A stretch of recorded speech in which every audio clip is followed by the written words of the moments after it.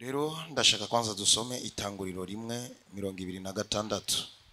Imana iravuga iti tureme umuntu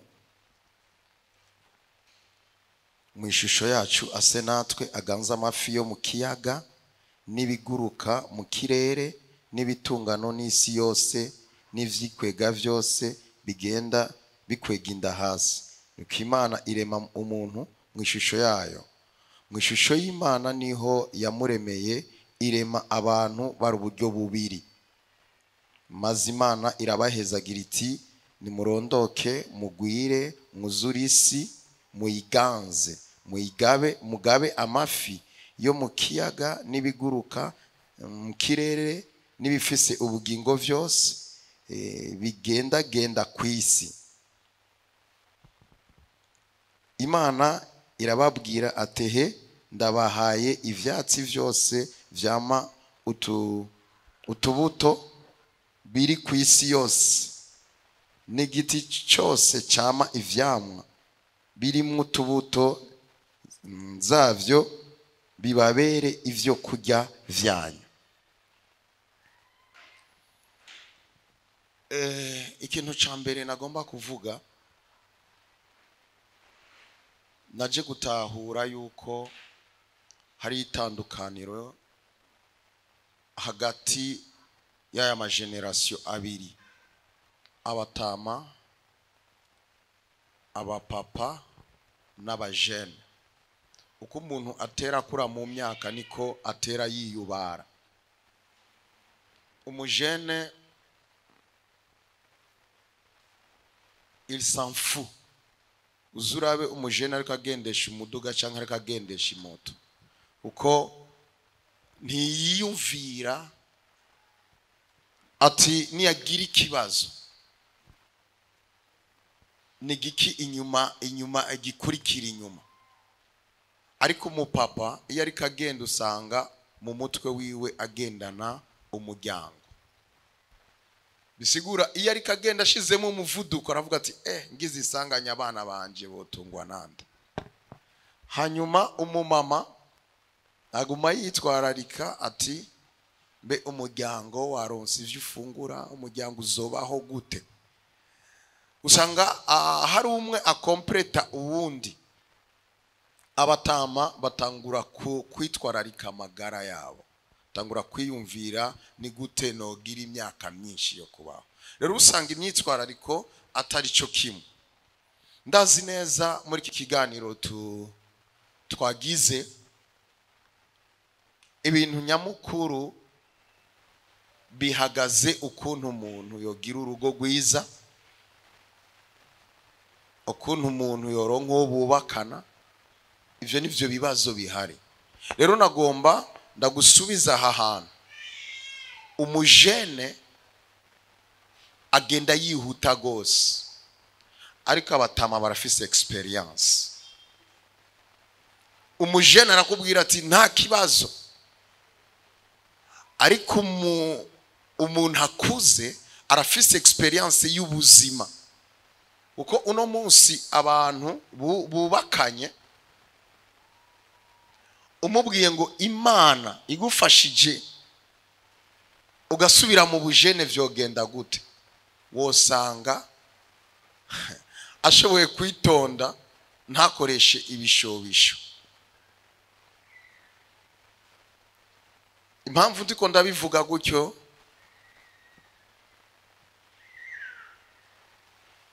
abajene bari influençable bivanye nabo bagendana. Hanyuma abo bagendana baca bakorera ku ngeso baba bafise.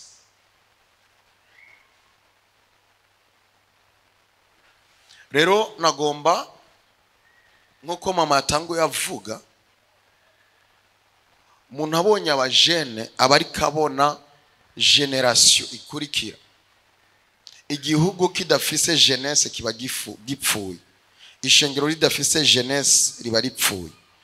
Muri mwebwe niho harimwo abarongozi bakomeye ejo.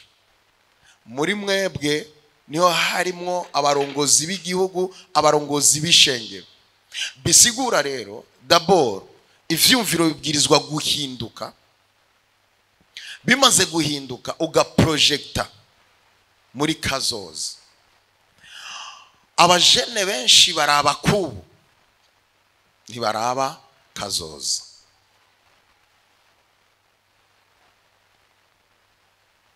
Kubera iki mvuze gutyo?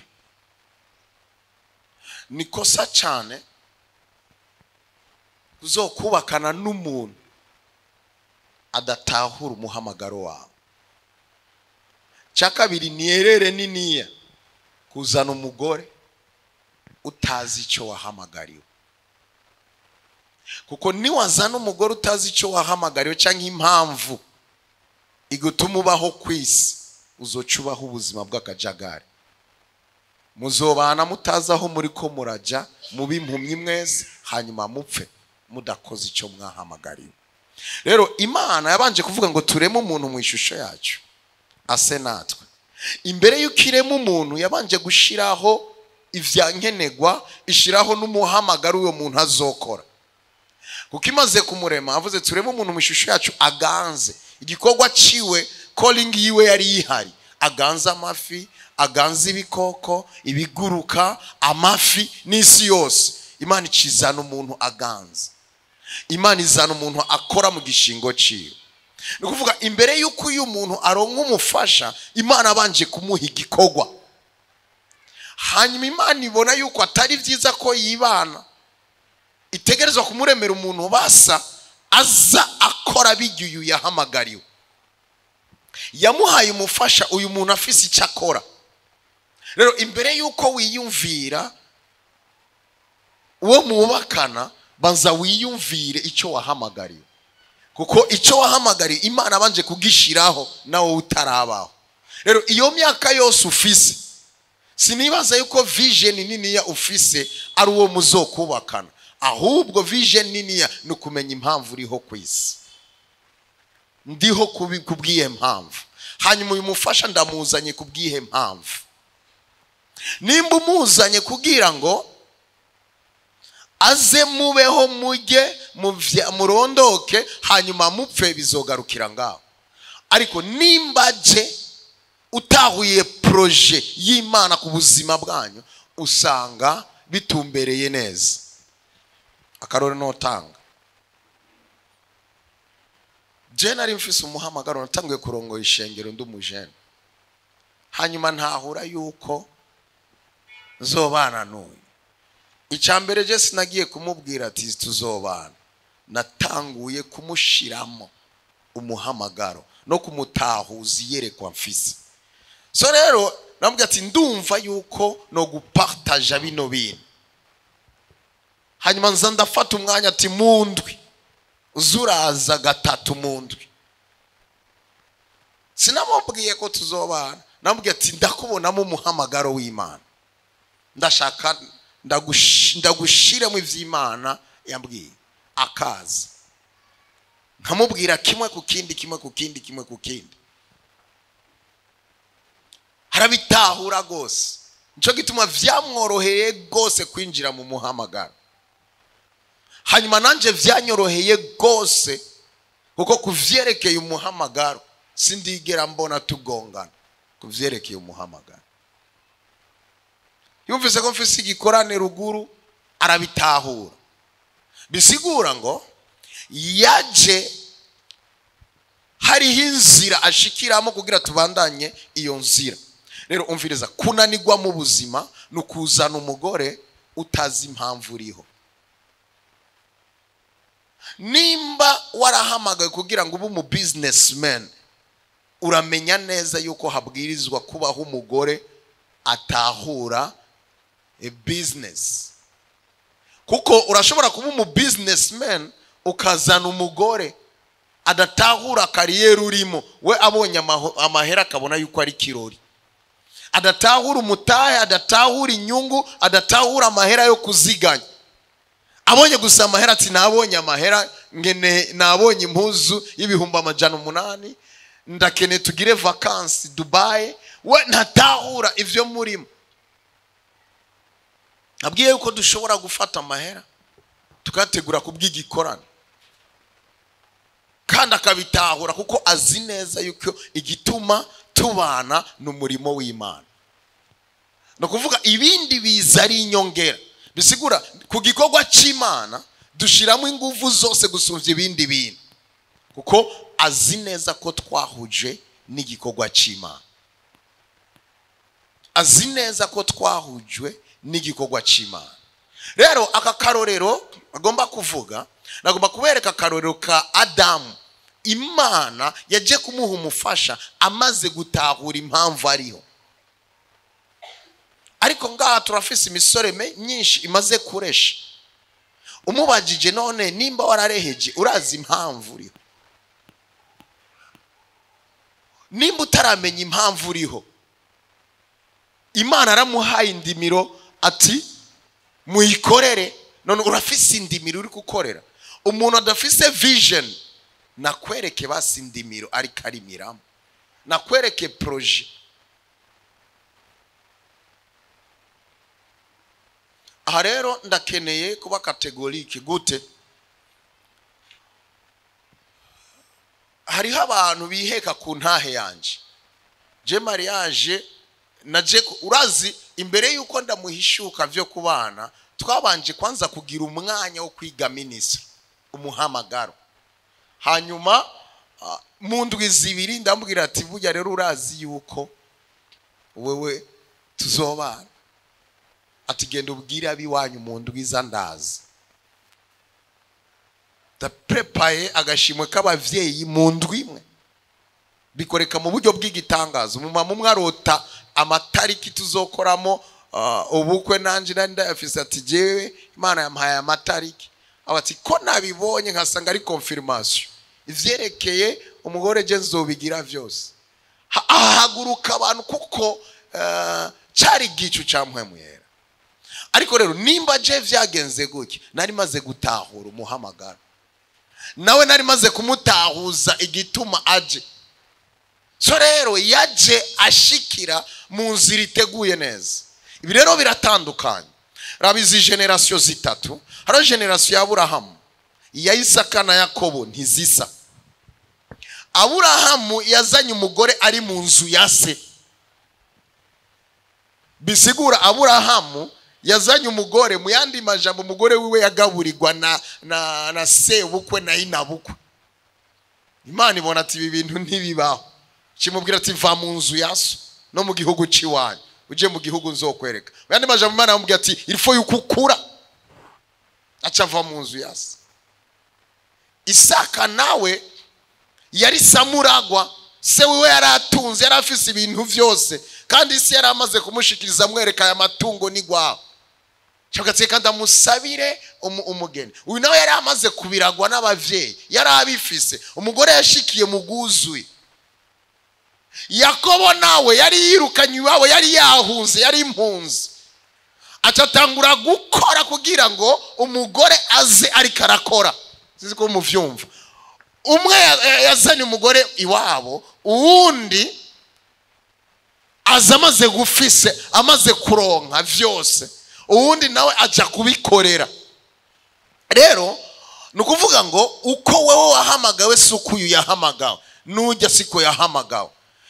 Nikosa cyane kwiheka ku ntahe y'umuntu.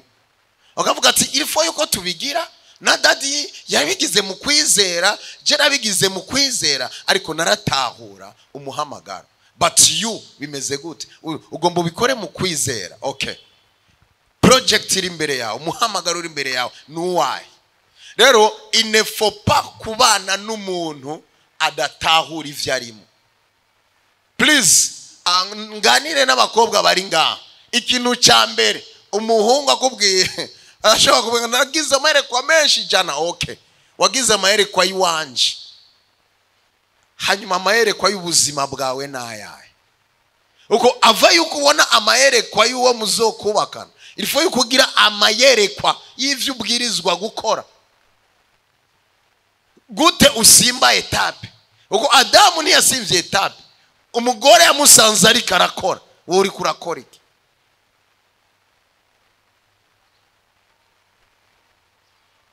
So ako niko nagomba gucishamo. Mwigi ibi bintu bitatu. Aba bantu ntibasa, murashobora kugendana mudasa, destinatari zimwe. Hari umwe ashobora kuzana umufasha, ubuzima bwabo ari ubwo kwizera. Ubwo uje namuzanye kugira dufungure cyari gitangaza, inzu twayiriha mu buryo bw'igitangaza. No kuvuga ngo kugira tujye twarahamagara injya zikaza, dushaka kuriha inzu uburyo bw'igitangaza. Ariko hariho abandi nzi babagenzi bo ntivyari bimeze gutyo, bobo baje vyose bihari.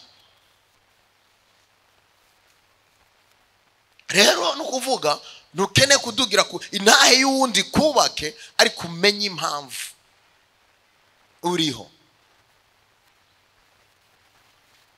Utegerezwa kugira vision imbere y'uko ugira vision wo muzokubakana. Siziko nogarukiriza ngaha mama kongereza. Hari ikintu gikomeye cyane yavuze. Adamu amaze kuremwa yagiye guhabwa umufasha, mugabo amaze kugira ama responsibility. Uri kurasoma Bibiliya, ibikoko vyose yari amaze kubiha amazina, ikintu cyose yari amaze kugikora. Hama umugore aza kuza ariko afise ikintu kanaka yamaze gutunganya kandi ariko aratunganya. Nico bisigura kuronka umufasha.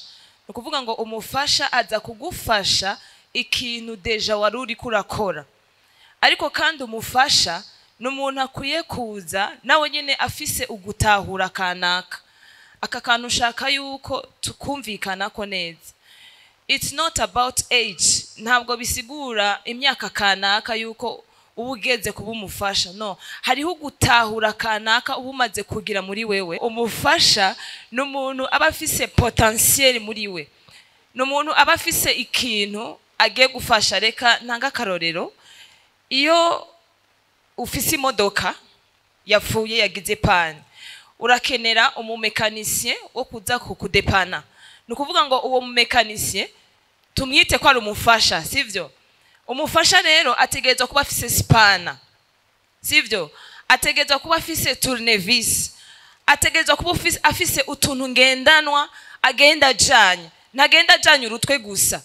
Mu yandi majambo, iyo agiye agasanga na kimwe yatwaye, ahubwo agenda gufasha wa mubosi kurira. Muriko murantahura?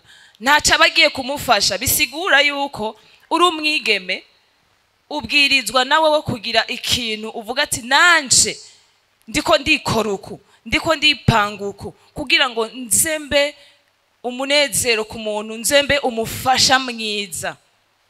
Ko birivuga ngo uronse umugore abaronse ikintu ciza kandi abaronse kwemegwa imbere y'Imana. Rero bisigura ngo tugeze muri monde ya business. Urashobora kuba uri kwishure mugabo kandi ugakora business. Urashobora kuba ukiri mu mashure yisumbuye mugabo kandi ukagira akantu uri kurakora. Hama mu buzima busanzwe naho ukamenya kubaka character yiwawe. S'il vous plaît, character ni kintu gikomeye cyane kizotuma wubaka, kizotuma nimba uri kurakora akazi urama mu kazi, kizotuma uronka icubahiro no mu bana bawe n'abandi bantu bazokomenya. Uti gute? Nimwumva ko yavuze yuko twahujwe n'Imana, kandi nivyo twahujwe n'Imana. Twagize mariage y'igitangaza kandi mu mwanya muto abantu bari ku rubanza rwacu barafunguye, bararyoherwa, baramererwa neza. Ariko utarubaka character yiwawe, nukuvuga ngo nubwo uwo mugabo yoba ari uwiwawe cyangwa ugo rugo ari uwiwawe, birakugora cyane kurubamo. Ikintu ca mbere ubwirizwa kurondera Imana ku gatwe kiwawe, agakiza n'umuntu ku gatwe kiwe. Ukamenya ati agakiza kanje kaza imbere y'ikindi kintu cyose, kari beyond. Sinzoherezwa agakiza n'umugabo canke n'abana canke n'ibintu naronse, ariko ukamenya guhagarara. Seek God by your own. Hama igihe ciza cyane cyo gukorera Imana mu mpemu no mukuri, gukorera Imana wiyaguye wisaguye neza ni mu gihe ca jeunesse, ni mu gihe ukiri umujene ata mwana ufise ariko arakuririrako, ata yandi ma responsabilité ama stress umugabo ibiki, ariko ukiri umujene uba ufise umwanya ukwiye kandi mwiza wo gukorera Imana. Haleluya. Nashaka mbwira umujene ari ngaha, umukobwa ari ngaha, umusore ari ngaha, igihe cyawe ciza cyo kurondera Imana ni muri iki gihe. Hariho umuntu yavuze ngo tugakora dusenga dukora, gusenga mugabo kandi ugakora, ukagira ikintu kanaka uri kurakora mu buzima bwawe, hama kandi ukubaka character, ukamenya kwiyubaha no kwiyubahiriza. Haleluya. Ndiko ndavuga cyane ku bakobwa, kuko abakobwa n'abantu tuba expose, bakunda kuvuga yuko ce sont des créatures faibles, ariko jewe uko siko ndavyita. Jewe iyo mbonye umukobwa mbona yuko ari umuntu ari très forte cyane, kuko mu mwanya umwe cyangwa mu mama arashobora gukora ibikorwa byinshi bitandukanye. Arashobora gutunganya iby'urugo, agatunganya iby'abana, agatunganya iby'umugore, kandi agakora n'akazi ka leta, agakora na business, byose akabitunganya. Bisigura ngo mu yandi majambo umukobwa canke niwo mugore wejo abatekeye ubutunzi muri we, abatekeye ibintu bidasanzwe muri we. Rero iyo uri kurabaho mu buzima bw'ubujene urubaka karaktere yiwawe, ukiyubaha kandi ukiyubahiriza. Si umuntu wese aza kukuvogera kugira ngo uronke akazi. Muri iyi minsi hari ibintu bisigaye bitangaje, ndibaza ayo makuru murayumva ngaho hanze, ugasanga kugira ngo uronke promotion bagusavye yuko utanga ibindi bintu bidatangwa, hari ibindi bintu bidakogwa, surtout ku bantu bamenye Imana. Hari ibindi bintu bidakogwa vraiment. Niyo mpamvu natanguye mvuga ngo umenye kurondera Imana ku gatwe kiwawe, ubinyankamugayo. Haleluya. Imana igihe yakurema irafise umuntu yateguye kubwawe, kandi ni ngombwa bicuruke, ni ngombwa uwo muntu muzohura mu izina rya Yesu, kuko nta muntu yabaye umwizigirwa ku Mana azomaramara. Twige kubinyankamugayo. Ugasanga umudeje cyangwa umuntu kanaka akubwiye ngo kugira ube yangaje manza kwanza ungirira ibi bintu. Il faut guhagarara ukamubwira no. Aho rero ncamva hahani nariko ndavuga ngo twubake karaktere ziwacu, twubaha abantu. Aho onye ibintu byo kubaha urumva yuko bica bimera nk'ibihungabanye gatoye. Iyo umuntu ashatse kukuvogera uramwereka icurico, ukamubwira ati je ndi umukobwa wa Yesu, akakazi nimba kadakenewe ndakavuyemo ndagahevye, ariko kandi ndazi inyuma yibi hari uwundi mugisha wanje mwiza. Amen. Nibaza yuko nogarukiriza ngaha gatoya kugira ngo papa abandanye. Nsoze rero kuri aka kantu gato, hanyuma tuce tubaza ibibazo.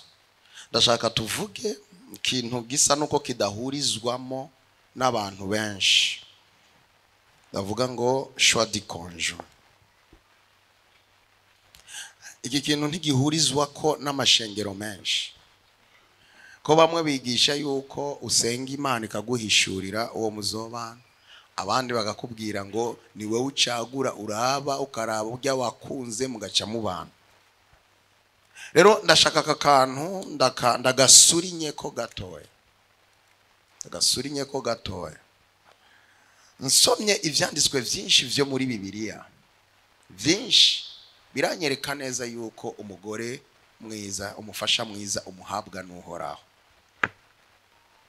Hanyuma ndemeranya neza na choix du conjoint, ariko muraza kuntahura uko je ndayemera kandi uburyo jewe ndayifata. Okay? Dusomye Imigani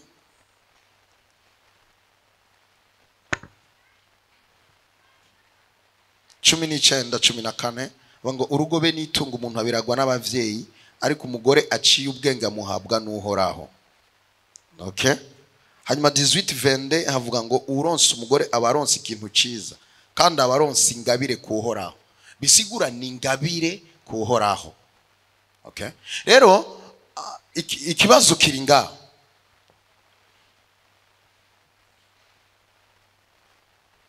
uno munsi umuntu arashobora kuvuka mu muryango w'abarozi hanyuma akaraga uburozi. Uno munsi abantu bariyunga Freemason, aba Illuminati. Kibaza abahora baza amakoraniro yacu gusengera abantu. Shora kumva umusore akubwira ati nagendeye muri Freemason imyaka ine, ariko kandi nagendera mu mashengero. Sitadira bamubona mu ishengero bari bazi yuko akijijwe, ariko ari kuri misiyo ya shetani. So bisigura nimba hari abantu bari smart n'abantu bakorana n'isi y'umwiza, uko agerageza kunyegeza icyari. Bibiliya iravuga ngo abana b'umwiza n'abajanja gusumba abana b'umucyo, bafise amayeri gusumbya abana b'umucyo. Bisigura none ayo maye wo bitahura gute yuko uyu muntu akorana n'isi y'umwiza, uko arashobora kukunyegeza hanze indana ari bingira. Aho rero ni usanga abantu benshi baraguye ahandi. Uko tuvuze choix de conjoint nituba tuvuga akazuru n'ubwiza bwo ku rukoba. Ko birivuga ngo mu migani nyene muri 30 wakazuru be n'ubwiza bwo ku rukoba birahendana. Bisigura ngo amaso arafise icyo ashobora kuguhenda. Ariko Bibiliya ivuga ngo ikivyawe n'umubiri n'umubiri, ikivyawe n'impwemu n'impwemu. None nimba twebwe twavyawe n'impwemu, bisigura ivyacu bibanza kubonwa mu isi y'impwemu.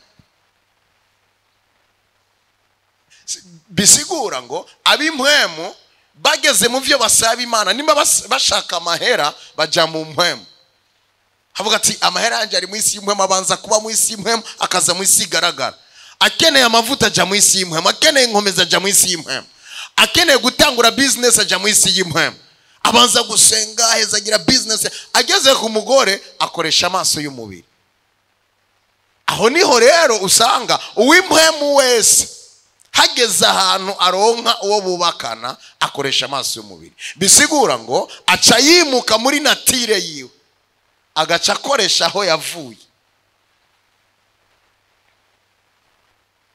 Jeno bahakarorero uyuje namutwaye ari muto gose, ora ndamucokoza ngo wapima 40 kilo.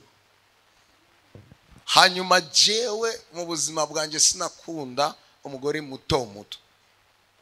Ntivyabaho, uravyumva, ntivyabaho, I'm telling you.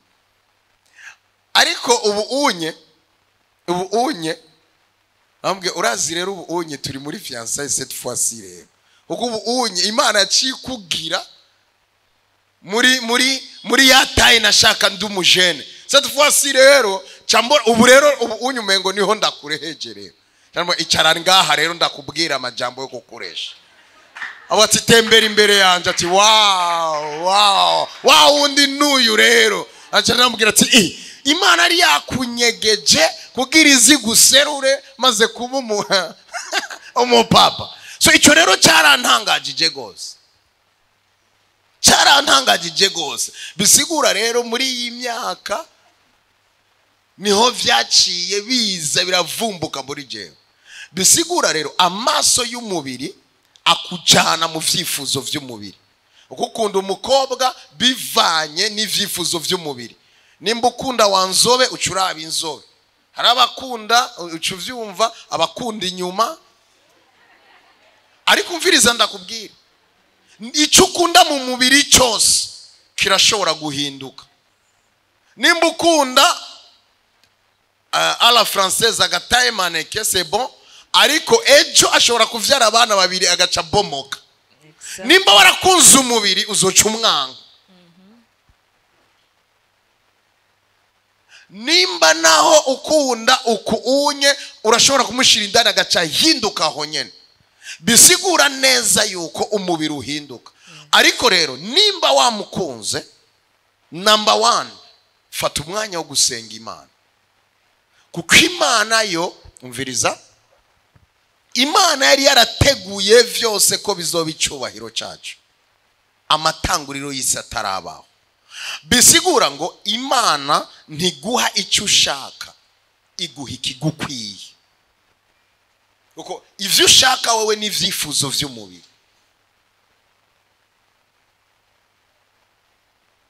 Sizi ko mu ntaho. Yes.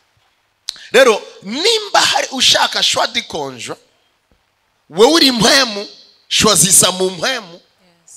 Wewe uri mpemu shwazisa mu mpemu. Dade shwadi konjwa ikivyawe n'umubiri ikivyawe ni mpemu. Rero twebwe turi mpemu ko turi abana b'Imana. None gute umuntu yo kubwira ngo dadi urazi naronse umuntu dukundana ngo ntakijijwe ariko arakunda Imana kuko ansunikira mu gusenga. Watambwe ati ntakijijwe ariko arakunda Imana. Umuntu wese adakijijwe umuntu wese afise impwemu imwanima. Adakijijwe yanimwa na shetani. Akijijwe yanimwa na mpwemu yera. None uratwawe na shetani, bisigura sobukwe ni shetani. Shetani ntazobura gukoresha umwana wiwe kugira kubuza amahoro. Uri umukozi w'Imana utwaye udakijijwe kubera akazuru n'ubwiza bwo kuruko. C'est bon. Bisigura ejo shetani arashobora gukoresha umwana wiwe kugira gusa asambura umurimo. Pay attention. Abandi nabo bakakubwira ati nsengera hari umuntu turi kumwe vraiment Imana ibiroranye. Wowe ushaka usenge wafashe uko umaze gufata umukobwa. Reka ndababwira umukobwa bafise iki Imana baremanye, barafise icyo bita beauté attrayante, ubwiza bukurura.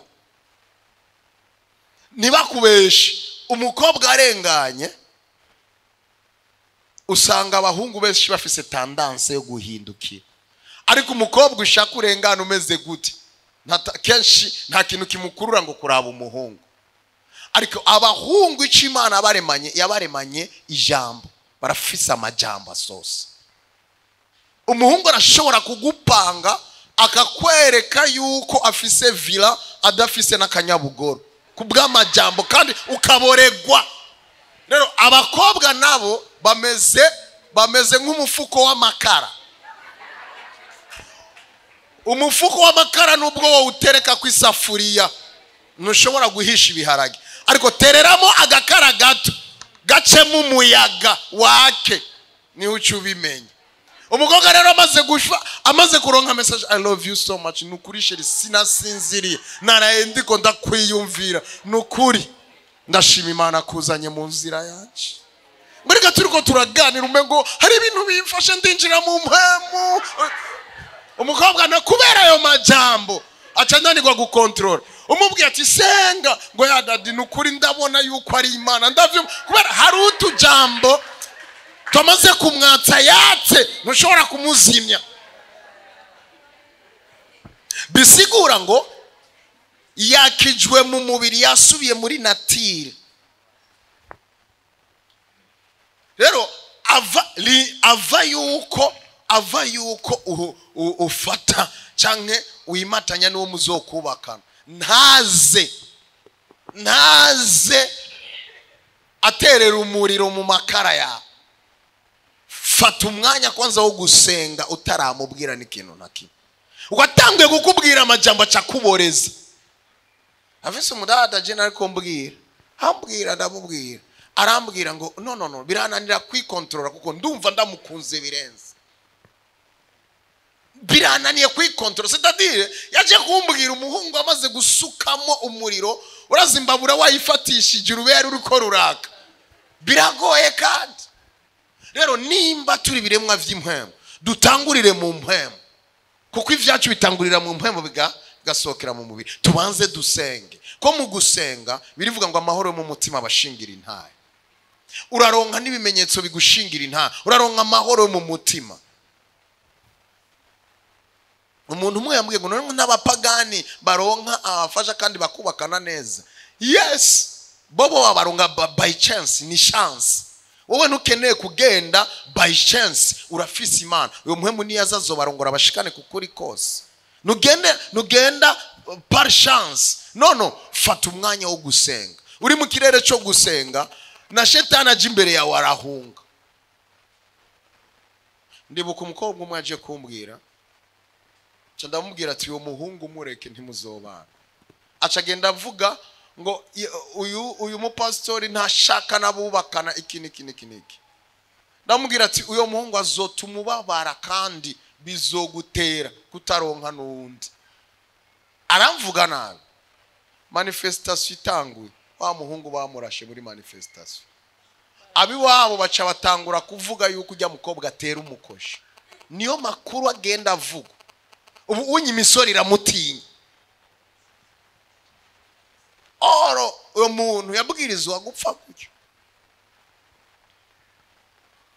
Imana ashobora kumenya yuko umuntu ufise uzovyara abana batatu acapfa. So ugacuba umupfakazi. Fata umwanya wo gusenga. Umuntu aje apana kumushwazisa hanze. Fata umwanya wo gusenga. Irevre umubiri urashobora kugukwega, ariko fata umwanya wo gusenga wumve yuko impwemu yawe yemeranya nawe, kuko muzobana nimuzobana mu mubiri gusa, no mu buryo bw'impwemu no mu buryo bw'umubiri. Rero ivyo vyose ifo yuko vyemeranya, kuko bitemeranije mu yandi majambo kimwe kizokunda ikindi kizokwanga. Nimba ari umubiri azogukura mu mpwemu. Sinzi ko dutahuranye. Rero shwadi konjwe nimba turi ibiremwa vy'impwemu dushwazisa mu mpwemu. Kuko Bibiri ivuga ngo kivyo ni mubiri n'umubiri, kivyo ni mpwemu n'impwemu. Kuva kera icumubiri cyamye kigwanya ic'impwemu. None gute ibi bintu vyohura kandi bigwanyana? Naco gituma ejo ni wazana umugore ashaka yuko muguma mu kirori gusa, na uri umugwiza tunga ejo bigakoroka, ntuzubabare. Kuko wazanye umunyamubiri adatahura ivyo urimo.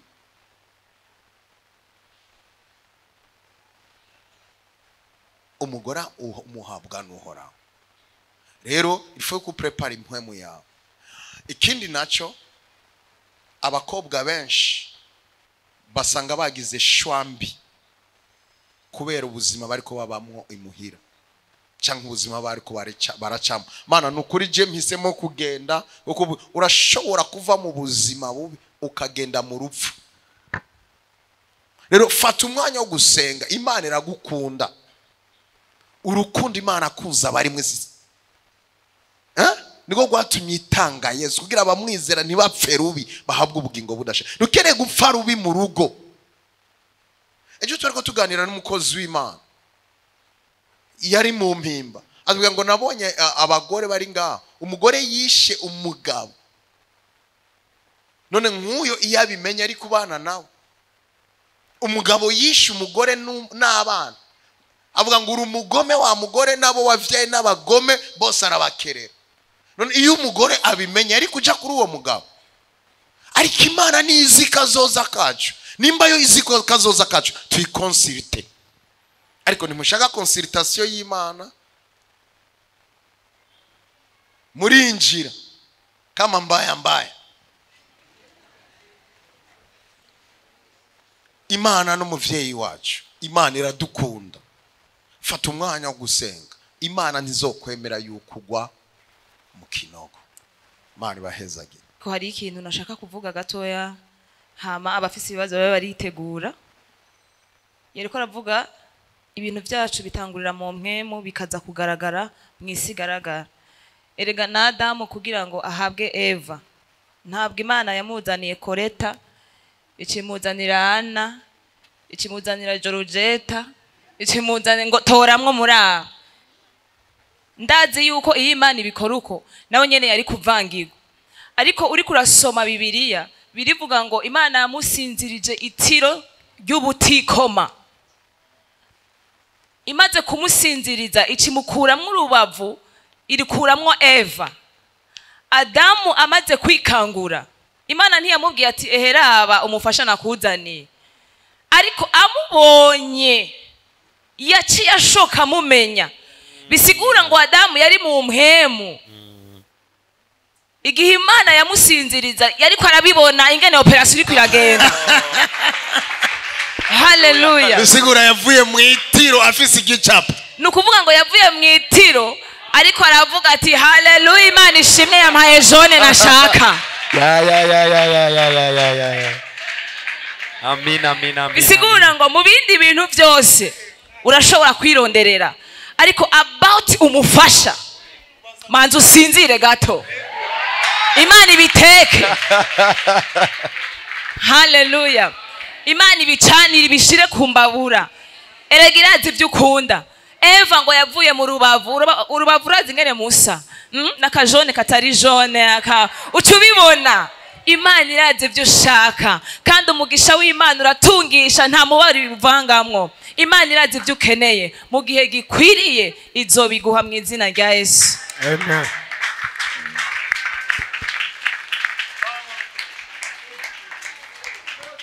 Powerful. Amina. Bisigura mu yandi majambo, abandi ntibashaka gusinzira. Oya. Nubwo Imana ibabwira ati sinzira ndakwereka guma. Nikanciki.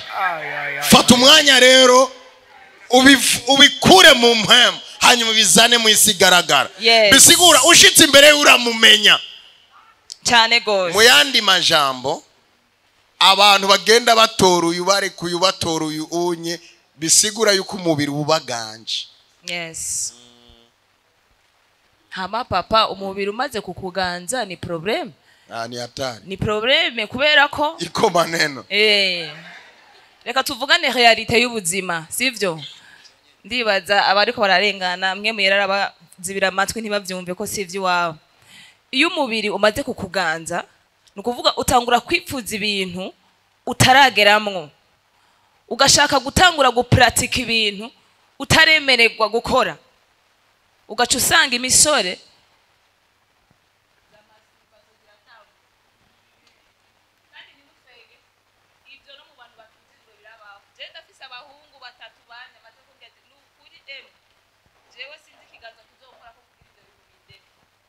ariko ugiye kubiraba ni amaso umuntu aguma ashira ku kintu cyose kije, ubwo usuye acatama bica bigukwegera mu bindi bintu utabwirizwa gukora, kandi ugaca usanga inkomezi wari kuzokoresha ukaryohererwa n'umufasha wawe uko unaziyariwe.